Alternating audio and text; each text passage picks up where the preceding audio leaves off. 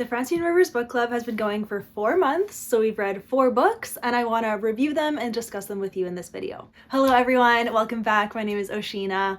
I want to do like a Q1 update for the Francine Rivers Book Club, and I want to have a video for it on YouTube and use this as another way to interact with you guys. And if you're in the book club and you're still reading one of these books, then we can discuss them in the comments. So the comments will have spoilers in them, and I may put some spoilers at the end of this video as well for each of the books, just so we can discuss. So if you have not read these books yet, that's okay. I'm going to describe them and talk about why they're amazing and my review of them. And then at the end of the video, I'll just like say my exact spoiler thoughts. But if you want to see full spoiler thoughts for each of these books, I have a live show on YouTube, and they're almost all an hour plus long. So I know it's a long commitment to watch that long of a video. So I'll link them down below if you want to get to them. I just have to gush about the book club right now. Like, I have been so encouraged by everyone who's joined, and just your interaction and even just your presence in the club, like seeing that number and knowing there's that many people in the club means so much to me. I'm so happy that people are enjoying it and that it's blessing other people. So yes, I'm very excited, and let's talk about these books, you guys. We started with Bridge to Haven, and I picked this one because I figured that it'd be slightly easier to get your hands on. It's one that I hadn't read in a while, and it's a standalone. And this was a fun one to start with because there were a lot of mixed opinions on this book, because there is like a slight trope slash storyline that made some people uncomfortable. People didn't like it. It's a thing. Totally get it. And that's fine. But I still was like so encouraged by this book. It's personally 5 stars for me because I relate so strongly to the prodigal daughter-son story. That is what this book is. That's the heart of this book, that this girl is a prodigal. She runs away when she's, what, 15, 16? And she just lives in the world, is seeking love and acceptance in all the wrong places. And you watch her journey of going down into the darkness and then finding her way back to Jesus and truth and light and family and love. And just, it was so beautiful. This is such a journey, and I love it. So this is not a top favorite for me, but it is one that I really, really love. She just writes the prodigal story so well, and like redemption. To me, this is just a touch, has a bit of Redeeming Love vibes. I always compare to Redeeming Love because that's her most popular book and most well known. I just love that storyline, and I connect with it every time. I'd be curious if you read this and this was your first Francine Rivers book, do you think that it was a good place to start with her? I probably wouldn't recommend this as her first book, but here I am. I picked it in January anyways, so it is what it is. It's just, that's how the things lined up. I do think that it shows how Francine Rivers can write about sin, write about darkness, and then also contrast it with light and redemption and grace and the truth. I love it. So this is a good book. I recommend it. And this was the first book that we read in January. I'll link the live show down below. That live show, I did have a friend join me. So Chloe from Always Booked joined me on that live. So thank you so much to her. And I thought it was a great discussion, because if you definitely have feelings either way, you will be supported either way, because there was opinions on both sides. So that was really fun. Next up, we went super lighthearted. The Lady's Mine was the book for February, and I picked this one for February because I wanted to have a lighthearted book, basically in between Bridge to Haven and The Atonement Child, because those books are heavy. And this one is not that heavy. Like, it is her most lighthearted book. It's set in the 1870s during the gold rush. Follow this girl who is willed a mine. And so she goes to that mining town to see the property and figure things out. And she's a Christian, but she doesn't have a great family. She's definitely learning things about God and people, and she stirs up the town, and she has a romance, and there's a lot of people stuck in their ways in the town, a lot of men that are just not kind, and it's a fun story. Like, there's a lot of witty things that happen. Her romance is so funny. She's so resistant at first. She's quite naive, I'd say, and it's a fun read. So I definitely recommend this one, and in a way I would say this would be a good place to start, especially if you like historical fiction. I think that you would like this book. For me, as like the Francine Rivers reader that wants like the deep kind of dark stuff that Francine writes, this didn't have much of that. So I was like looking for more. But if you just go in for a good time, I feel like you'll have a good time. Love the writing in this and like the vivid scenery that she writes about. I gave this 4 stars. It's definitely not a favorite of mine, but it's just a fun read. So I recommend that one. And again, I'll link the live show down below where we discussed that book. So then we go into the Atonement Child, which was intense. And this is one of her hardest books, I think, to read. After Redeeming Love, I'd probably say this one just because of the topic that it deals with. It does fully follow a rape and the topic of abortion and how Christians, non-Christians, doctors, women, men, all across the board, parents, spouses, everyone reacts to a situation where a girl is raped and why did that scare me so bad? There was a truck outside and it scared me. She gets pregnant from it and she has to decide if she is going to keep the baby or not. And you follow that storyline and it is heartbreaking. It's a tough read. There's not a lot of happy moments until like a ways into it. She goes through every single emotion. Francine writes each character's perspective, I feel like, so accurately, and she lets her characters make mistakes and say the wrong thing and have regrets, but then also showing God's better way. And I love this book. The way that God cares for Dinah in this story, it just makes me weep because I've seen his hand in my life in the same way of how he's protected me from things. And I just do love this book. This is definitely a favorite. It's 5 stars for me. And I do think a lot of people enjoyed this book, the ones that could read it. A lot of people didn't read it in the club because the storyline topic was just too sensitive, and I totally get that. So like I've said, you can come and go in the book club. You don't have to read every single book, especially if you feel like you're a slow reader and reading 1 book a month is too much, especially some of these heavier ones. Like, it took some people the whole month to read this book, and that's okay. I want this to be a very casual club, but at the same time, we are reading a book a month, and she writes thick books. So it is a lot, and take your time. All of the content for these books will always be live. So you can catch up, you can watch back, all the things. And that's why I'm making this video as well, just as a discussion piece in case some of you are gonna come back to this video once you have read these 4 books. But yeah, I'd love to hear your thoughts on this one. I thought it was a beautiful story, and I fully agree with her stance on it, that she kind of like ends the story in a way where it's like obvious what Francine believes and what the best thing is for the mother and the child. And yeah, and then the very, very end is heartbreaking, but so accurate. So yeah, it just gives me a lot of compassion for women in this situation. And I'm just, yeah, love this book. So that is the 3rd one. That was for March. Then for April, we started the Mark of the Lion trilogy. And I knew I wanted to read this trilogy in this club because it is, after Redeeming Love, this is her best book, but her best writing.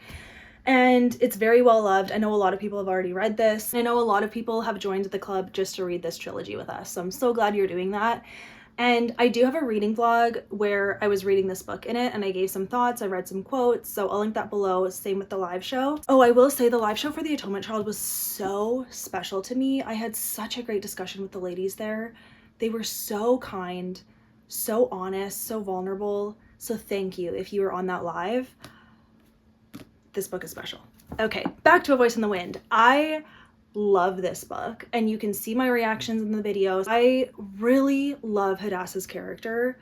She is a Jewish Christian, and she gets taken into slavery into Rome. She's working for a Roman household, and what she goes through, it's such a beautiful story of God's hand in our lives, how he watches over us, how he puts each moment with a purpose, and he uses the pain and the suffering that we go through to reveal a stronger part of his heart for us. I love this book. I love this trilogy, and I'm reading the 2nd book right now, and I'm just weeping over the pages. There's something so special about these books. Francine Rivers, I just feel like she was writing God's words in these books. Not saying it's scripture, not saying anything like that. The Bible is the inspired word of God. But I do think that God, we can find him in literature, and especially when a Christian who clearly understands God's heart for people. When she is writing these characters, the ones that are so steeped in darkness and so lost, the ones that are pursuing the light and trying to hold on to hope, she's so good at contrasting it and then showing the gospel of Jesus on every page. I'm so encouraged by this book, and it makes me feel like I could have faith like that too. I love every character. I love the storyline. It's a slower start, this one, just because it's a rough start and you're just kind of trying to get a grasp of the setting and the characters. She sets up a lot of things in the first almost 100 pages, I'd say, but it's all so worth it because I am so invested and so immersed in this book, in this series, that after you finish this first book, it's so easy to just fly through the next ones. So yeah, this is definitely an all-time favorite book, and Hadassah is my favorite character of all time, and I'm so thrilled to have read this with everyone. The book club was awesome on Fable, and then our live discussion was amazing too. I'm so blessed by it. So thank you everyone who comes, because your comments mean a lot to me. So yeah, I just wanted to share that. I just wanted to talk about these 4 books, and I'd love to hear your thoughts of how you've enjoyed the club. Which ones did you read? Which ones did you not? Is there a book that we haven't read yet that you're looking forward to? I've already planned out every book for all the months. I'll link all of the information down below if you want to join. If you haven't joined yet, just jump in where you can, or like I said, all of the stuff is there. So you could have your own little club but still participate after the fact. I'm so okay with that. Leave your comments on all the lives. I will go back and read them. And the Fable group is still there. All the books are still there with all the updates. So I just want to welcome you all, and your reading speed is okay. Take your time, enjoy these books, and just sense the heart of Jesus in the words, because that's what I do. So I'm going to go into spoilers for each of these books and just kind of say like my final thoughts on the endings of each of the books. Well, if you've not read these 4 books, do not watch this last part, because I will be spoiling all 4 of these books of what happens. So okay, spoilers for Bridge to Haven, how it ends. First of all, I remember when I first read this. Also, all of these books are rereads so far. We haven't read any books in this book club that I haven't read already before, which is nice for me because then it's just kind of like an easy read because I'm not reading things for the first time. But I haven't read some of these books in years, so I did not remember the ending to Bridge to Haven, where the lady was her mom. Had no idea. Like, fully did not remember that Aubra's mom, I don't remember her name, but that was surprising. And I really wish that she ended up with Zeke, but I think it was accurate that people run away from love, and we need a sequel, is all I'm saying. Some of these books really need sequels, but I really loved seeing Aubra and Joshua together. I was fine with that sibling dynamic because they weren't siblings in my mind. Like, she didn't stay with them for very long, and they grew up together kind of, but so separate that like I feel like the sibling vibes just weren't there by the time they started having feelings for each other. I wasn't weirded out by it at all, and I usually am weirded out by sibling stuff. Like, keep me far away from that, but it just didn't bother me, and I can't explain it other than the way she wrote it. I was fine with it. And yeah, their time together, like how she had a lot of sexual trauma and he had to like care for her in that way, I thought it was beautiful, and I loved that part too. So I really loved her coming home and being at the bridge where she was found, and then Zeke shows up, and it was just such a beautiful reunion. So I love everything about this book. No issues with it. Okay, oh, Lady's Mine is next. So spoilers for the Lady's Mine. Not too much to spoil here, but what I did really like is finding out that actually her uncle was her dad, and the dad like willed it all to her. And love her romance with, what is his name? Beck. Matthias Beck. He was great. He was great. And their relationship was so fun to read. I thought their romance like gradually developed. It was so well done in that way. And when the town burned down, I was sad, but I could see how it's like now they can rebuild and like work together in that way and like come together as a community. And it got rid of a few annoying characters too. So yeah, that's about all I'll say with that one. I liked it. Okay, ending for the Atonement Child. Beautiful, but also heartbreaking because the very last piece. But when God says to Dinah, like, this is the man I have for you, and then her eyes are opened, to Joe and is like, oh, Joe, I love you, let's get married. He's like, yes. And they keep the baby, and it was just so beautiful. Cried tears of happiness. But then you read the very last little bit. Is it an epilogue? I don't remember, but the teenage girl with her boyfriend going to get an abortion, and in her mind, God is pleading with her, don't do this, leave this place. And she does it anyways. And then the last line, like, that the Atonement Child weeps for this baby, and the Atonement Child is Jesus.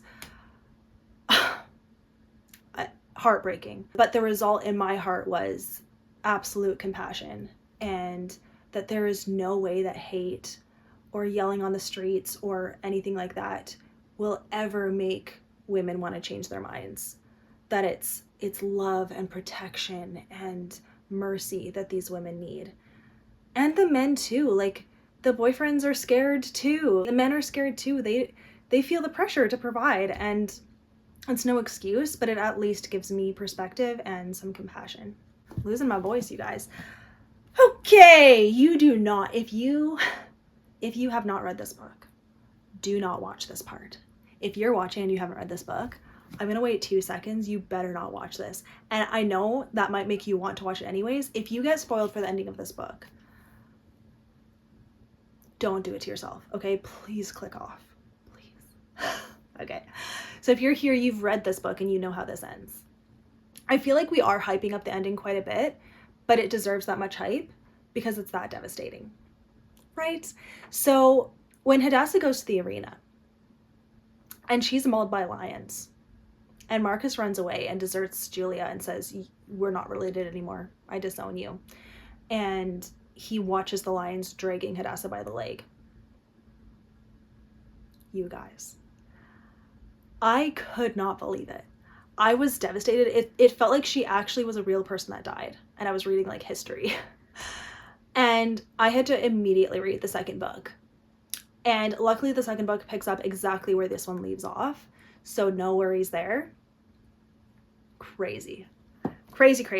But yeah, otherwise, like, I loved everything about this book. I loved Hadassah's relationship with all of the other characters, Marcus, Julia, Phoebe, Decimus. Like, I love this book. Atreides as well. I really liked his parts. I liked the ending where she's like, your son's alive, and he bought a villa so he can go home and like figure his life out, and that's what book 3 is going to be about. And yeah, so love this book. Okay, thank you for watching. Hopefully everyone who's still here watching this, you've read all these books and you didn't just spoil yourself. If you did, I warned you. I warned you many times, okay? Quick little update too, my arm's feeling much better. Look at, I can do this. Yay. If you didn't know, I severely hurt my rotator cuff, but it is slowly healing, and I thank God for that. So yeah, thank you for watching this, you guys. I hope you enjoyed it, and yeah, just thank you for being with me. I just can't say it enough how blessed I am by this online community and the way that God is working. I'm just so glad you all want to be a part of it, and I'm gonna just keep listening to him for what he wants me to do next, because I've been thinking about next year already, and I for sure want to do a book club next year too. I just don't know which author we're going to feature, or if it'll be different authors in the same genre. I don't know. If you have any thoughts about that and you're here and you want to say that, go ahead and let us know. If you want it to be Francine Rivers again, I'd be open to that, because she has other books that are not going to make it into this book club. She has more than 12 books, so I'd be totally open to that. I don't know if she has another 12 books we could read. I'd have to look into that, but yeah. And then if you have any other ideas, let me know.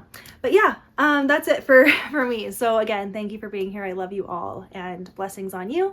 I'll see you in the next video. Bye guys.